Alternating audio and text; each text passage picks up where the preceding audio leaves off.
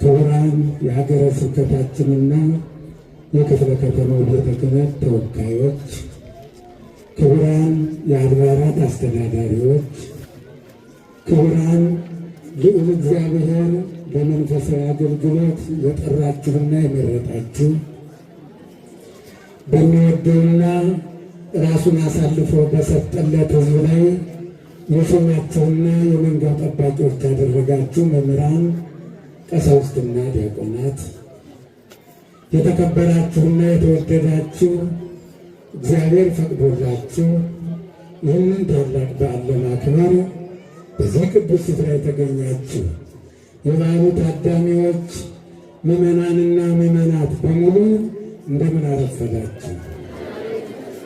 አሜን። በቸርነቱ ጠብቆ ዛሬ ላይ ያደረሰን አሁን ላይ ያቆመን የቅዱሳን አምላክ ቅዱስ እግዚአብሔር ከዘላለም እስከ ዘላለም ክብርና ምስጋና ደርሶ ይሁን።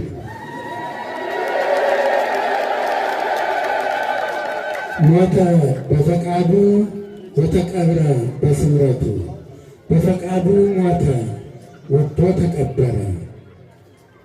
ይህን ኃይለ ቃል የተናገረው ከንጽሕናውና ቅድስናው የተነሳ ምስጢረ መለኮትን ለማየት የታደለው ዕድሜ የጠገበው ሐዋርያ ቅዱስ ዮሐንስ ነው። በፈቃዱ ሞተ፣ ወዶ ተቀበረ ብሎ ያስተማረን መድኃኔ ዓለም ክርስቶስ ያን ሁሉ መከራ ሲቀበል ከእግረ መስቀሉ ያልተለየው ዮሐንስ ወልደ ነጎድጓድ ነው።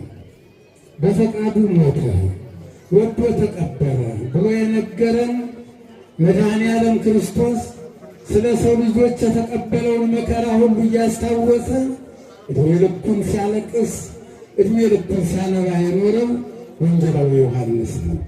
ኃይለ ቃሉንም የምናገኘው